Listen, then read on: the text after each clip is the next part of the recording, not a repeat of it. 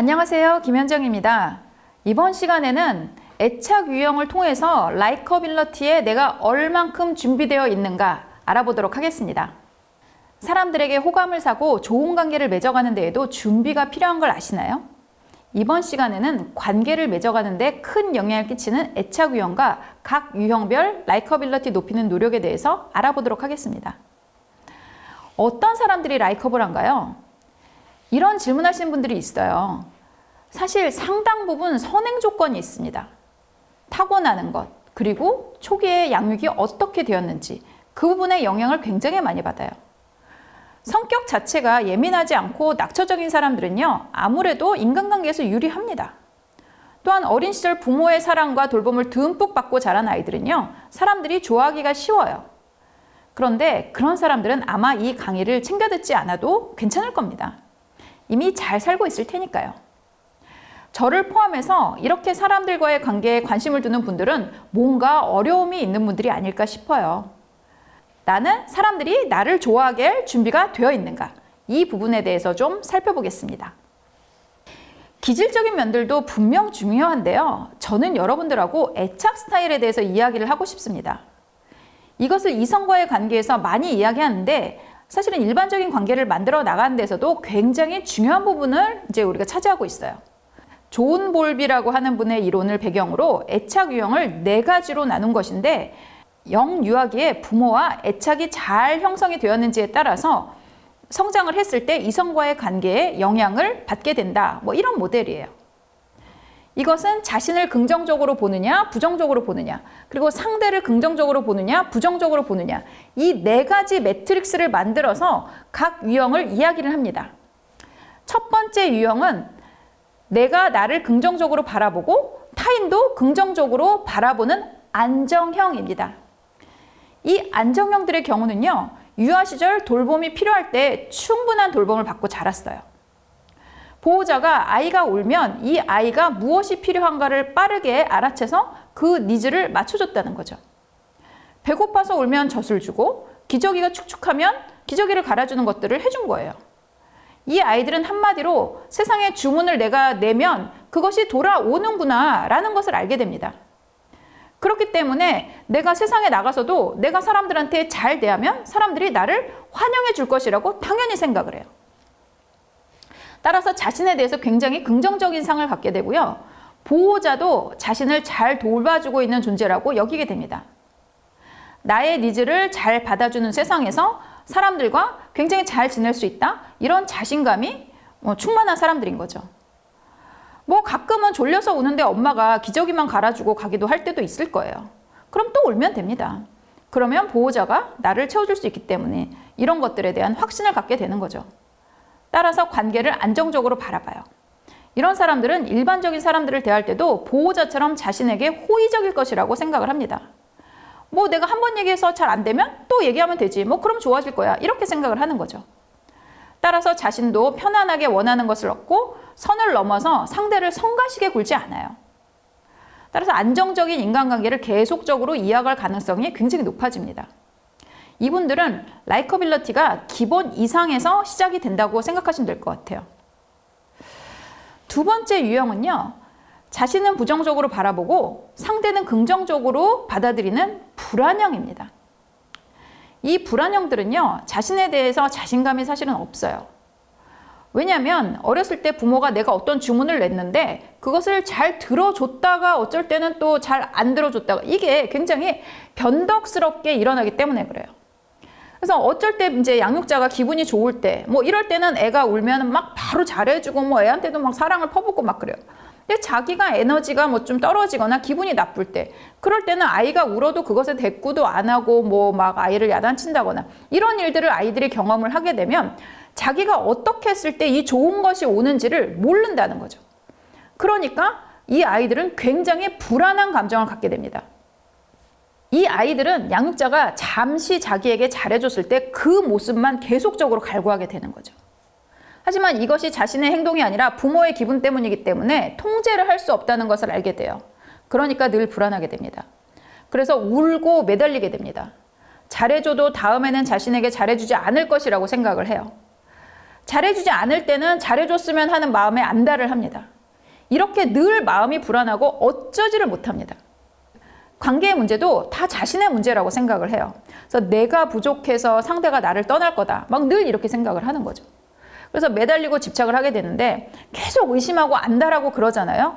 그러면 상대방이 사실은 그것에 대해서 뭐 싫다 뭐 이런 것이 없는데도 계속 반복이 되면 결국에 떠나게 된다는 거죠.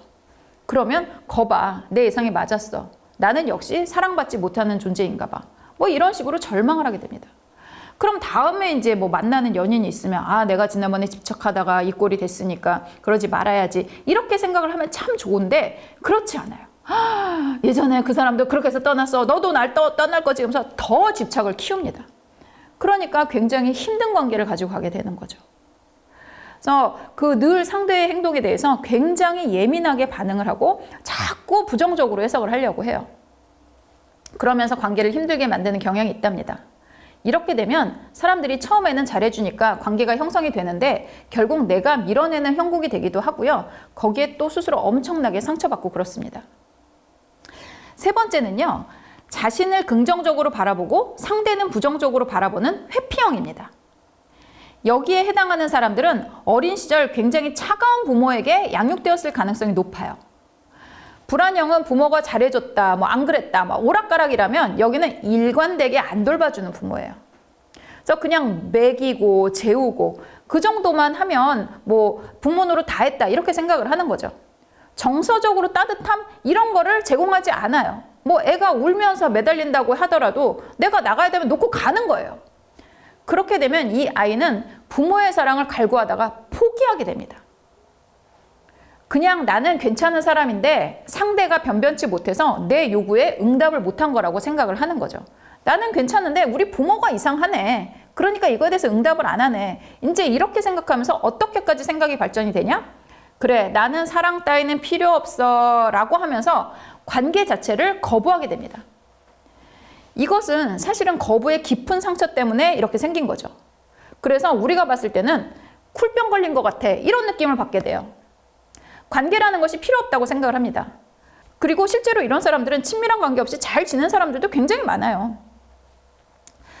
뭐 친밀한 관계 없이 그냥 일반적인 교우 관계나 직업에서 이제 만나는 사람들하고 그냥 뭐 괜찮은 정도로 지내는 그 정도에 딱 만족을 합니다. 그래도 이 사람들은요, 사랑을 하긴 해요. 그래도 이 사람들도 사랑은 합니다. 연애는 하지만 그 연애에서 오랜 기간 동안 친밀함을 쌓아가는 것에는 뭐 큰 필요를 느끼지 않아요. 그리고 이렇게 차가운 사람은요, 상대방이 이렇게 다가왔다가도 아, 오래 머물러야겠다 그런 생각을 못하고 그냥 떠나게 하는 경우도 되게 많죠. 그래서 제가 그러니까 뭐 이 회피형들끼리 사귀는 경우를 본 적이 있거든요. 그래서 그 사람들 이제 보면 1년에 한 두세 번 만난대요. 뭐 크리스마스 즈음에 뭐 그리고 뭐 생일 즈음에 그러고 전화는 한 달에 한두 번 한대요. 그러면서 자기네 사귀는 사이다. 뭐 이렇게 얘기를 하더라고요. 자기들이 사귀는 사이라는데 아, 그런가 보다. 뭐 이제 하는 거죠. 이렇게 사는 부부도 봤어요. 이 사람들은 룸메이트처럼 삽니다. 그래서 이 사람들은 모든 것을 반반씩 해요. 그리고 서로의 사생활을 터치하지 않아요. 둘 다 회피형이니까. 이제 바깥으로 도는 이제 스타일은 또 아니에요. 또 바깥에서 사람들이랑 어울리는 걸 좋아하진 않거든요. 그러니까 뭐 각자 이제 취미생활 같은 걸 이제 하는 거죠. 뭐 프라모델을 만들든지 뭐 게임을 하든지 뭐 이런 것들을 이제 하면서 이제 뭐 지내면서 우리는 잘 지낸다 이렇게 얘기하더라고요. 겉으로 봤을 땐 매우 민주적으로 보여요. 그게 문제가 있어요? 라고 이야기를 합니다. 사실 별로 문제가 될 게 없을 수도 있어요. 그래서 이거를 그냥 저는 이렇게 설명을 해요. 이제 세상에 맛있는 음식이 굉장히 많잖아요. 그런데 어떤 사람이 그냥 나는 된장찌개에 김치가 제일 맛있어. 그거면 돼. 뭐 이렇게 말해요. 그래서 그게 문제가 될까요? 영양소를 모두 이제 공급하고 그리고 적당히 맛있잖아요. 그럼 문제가 되지 않는다. 뭐 이렇게 얘기할 수도 있어요. 하지만 이제 문제는 세상에 맛있는 게 굉장히 많지 않습니까? 네. 그런 것을 맛을 보지 않고 사는 것이 그냥 안타까운 거죠. 이 유형의 사람들은 관계에 연연하지 않는 것처럼 보이고 본인들도 그렇다고 얘기를 합니다. 하지만 인간은 생각보다 다른 사람들과의 관계에서 오는 따뜻함을 많이 필요로 해요. 관계에서 영양실조가 오기도 하거든요. 일반적인 어떤 뭐 직장에서 인간관계 뭐 이런 것들로만 받는 그런 에너지가 굉장히 적기 때문에 이분들은 뭐 사실은 건강이라든가 이런 데 실질적인 문제가 오기도 합니다. 이 불안형과 회피형은 있잖아요. 사실 서로 짝꿍으로 잘 맺어져요. 그런데 약간 뭐랄까 비극적인 짝꿍이랄까요? 불안형들은요, 자신이 늘 안달복달한단 말이죠. 그러니까 이 회피형들의 그 쿨함이 정말 매력적으로 느껴집니다. 그래서 그들에게 매력을 느껴서 다가가요. 그런데 회피형들은 어떻게 했어요? 다른 사람들보다 더 뜨겁게 다가오는 불안형들이 버겁죠. 그러니까 이제 도망을 갑니다. 그런데 이제 여기서 불안형들은 막 도망가면 안 돼. 막 더 잡으려고 막 더 다가옵니다. 그렇게 쫓아가는 불안형과 도망가는 회피형의 구도가 이제 생기게 되는 거죠. 그래서 여성 불안형과 남성 회피형이 조금 더 흔한 편이라고 이야기를 합니다. 이분들이 조금 성숙되게 행동을 바꾸시지 않는다면 사실 그 끝이 별로 좋지 않은 경우도 이제 많이 있어요. 그러니까 요 부분에 대해서는 여러분들이 내가 그런 게 아닌가 요 부분을 좀 생각을 해보시면 좋겠습니다. 마지막은요. 자신한테도 부정적인 이미지를 가지고 있고 상대에게도 부정적인 이미지를 가지고 있는 불안 회피형입니다. 즉 혼란형이에요. 이 불안과 회피가 공존하는 거죠. 이게 어떻게 공존할 수 있냐? 공존을 하니까 혼란형입니다. 이 유형은요. 어린 시절에 정신적, 물리적 어려움을 겪고 양육되었을 가능성이 굉장히 높습니다. 이 유형은요. 어린 시절에 정신적으로, 물질적으로 어려움을 겪고 있는 양육자에 의해서 양육되어서 아동학대가 의심되는 상황에서 자란 사람들일 가능성이 매우 높습니다. 이 사람들은 사랑과 관심, 돌봄이 필요해서 다가가면 부모는 학대를 하게 되고 그러면 어쩔 줄 모르는 상태가 이제 되는 거죠. 내가 배가 고프고 몸이 아파서 이제 울죠. 뭐 애들은 우는 것밖에 없으니까. 그렇게 하는데 양육자가 와서 그러면은 아픈지 이제 돌봐주고 먹을 것도 주고 그래야 되는데 막 거기서 소리 지르고 때리고 막 아무런 돌봄이 없이 이제 방치를 하게 되면 아이는 보호를 원하면서도 학대를 받을까봐 두려워서 다가가지 못하는 어쩌지 못하는 그런 상태가 이제 됩니다. 사실 이런 상태에서 양육된 사람들은 관계가 문제가 아닐 수 있어요. 스스로 혼자서 여러 가지 정신적 문제를 가지고 있을 경우가 굉장히 많이 있습니다. 그리고 어린 시절부터 여러 가지 상황에서 매우 부적절하게 행동을 해서 사회성을 기르지 못한 경우도 굉장히 많이 있어요. 그리고 정신과에 가면 질환을 이제 진단받을 수 있는 경우가 굉장히 많이 있습니다. 그래서 이런 분들은 저는 우선 이 혼란형이 나왔다라고 하면 상담센터나 정신과에서 정밀검사를 받아보라고 권유를 해요. 사실 내가 해결되지 않은 여러 가지 뭐 감정 문제나 가족 내에서 관계 문제, 그리고 뭐 심지어는 건강 문제, 뭐 트라우마 이런 것들을 가지고 있는 경우들이 되게 많거든요. 거기서 내가 누군가와 건강한 관계를 만들어 간다? 내가 자체가 지금 속이 텅 비어 있는데 그게 가능할까요? 그리고 이런 예착 유형들의 행동 패턴은요, 일반적으로 다른 사람들을 굉장히 힘들게 하는 면들이 이제 있습니다. 의도나 상대에 대한 마음과 뭐 이런 것들이랑 상관없이 그 사람을 이제 힘들게 한다는 거죠. 하지만 거기서 가장 불편한 건 본인일 거예요. 그럼 여러분은 스스로 어떤 유형이라고 생각을 하십니까? 미국 통계치를 보면요. 인구의 절반 이상 60% 정도가 안정형이라고 합니다. 뭐 우리나라는 뭐 그 정도의 큰 샘플을 가진 연구는 없어요. 그래서 뭐 문화적 차이 때문에 아마 안정형이 조금 더 적을 것 같기는 한데 뭐 그래도 한 절반 이상은 되지 않을까. 뭐 이런 식으로 이제 제가 생각을 하고요. 불안형과 회피형이 뭐 그 다음으로 이제 많이 있습니다. 그러니까 이런 불안형과 회피형이 내가 나왔다. 그러면 어떻게 해야 될까?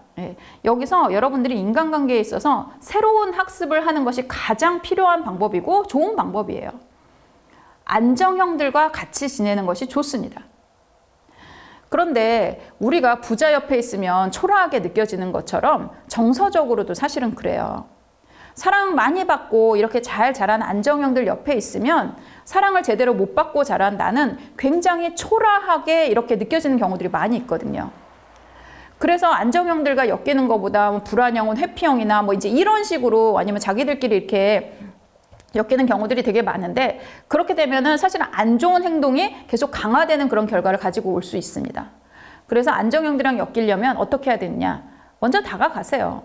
일단 안정형들은요. 그런 것을 가리지 않습니다. 자기들이 안정되어 있기 때문에 자신감이 있어요, 관계에.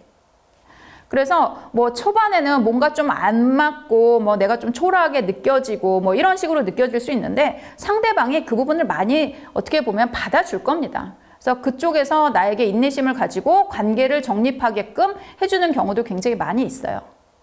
따라서 그들과 함께 지내면 관계에서 오는 안정성과 평안함을 여러분들이 경험하실 수 있을 거예요. 그리고 불안형의 불안도 어느 정도 이렇게 흡수를 하고 안심시켜 줄 줄도 알고요. 뭐 네가 이런 것 때문에 걱정을 한다 그러면 아, 걱정할 필요 없다. 이런 식으로 이제 몇 번을 이제 좀 이렇게 반복해서 이야기를 해주는 그런 인내심도 잘 가지고 있으니까 그런 것도 한번 경험을 해보시면 좋겠고요. 해피형을 만나면 따뜻한 관계에서 자연스럽게 인내심을 가지고 손을 먼저 내밀어 주는 것도 안정형입니다. 그러니까 내가 회피형이라서 내가 어떻게 다가가야 될지 모르겠다라고 하면 이 안정형이 손을 내밀어 주게 되면 그냥 그 손을 잡기만 하면 됩니다. 그래서 이 부분에 있어서 안정형들에게 많은 도움을 이제 받을 수 있고, 그리고 내가 과거에 있었던 경험을 재경험함으로 해서 새로운 어떤 인간상이 여러분들이 생길 수 있다. 뭐 이런 희망을 가지면 좋겠어요. 그래서 뭐 힘들겠지만 안정형들의 이제 스텝에 맞춰서 왈츠를 춘다고 생각하시면 좋을 것 같습니다. 이성뿐만 아니라 동성, 그리고 굉장히 다양한 관계에서 안정형들과 친하게 지내는 것이 이제 첫 번째 방법이고요. 그리고 제 책을 이제 잘 읽어보시고, 라이커빌러티 그 책을 잘 읽어보시고 사회적 기술을 익히는 것도 좋아요. 우리가 왜 그런지 자연스럽게 나오지 않는 그런 행동들도 사실은 배워서 시도를 해보다 보면 이게 되네 하면서 점점 내 행동이 개선되는 것들을 여러분들이 느끼실 수가 있거든요. 사실 우리는 양육 과정에서 아주 사소한 것들을 많이 배웠어야 했어요.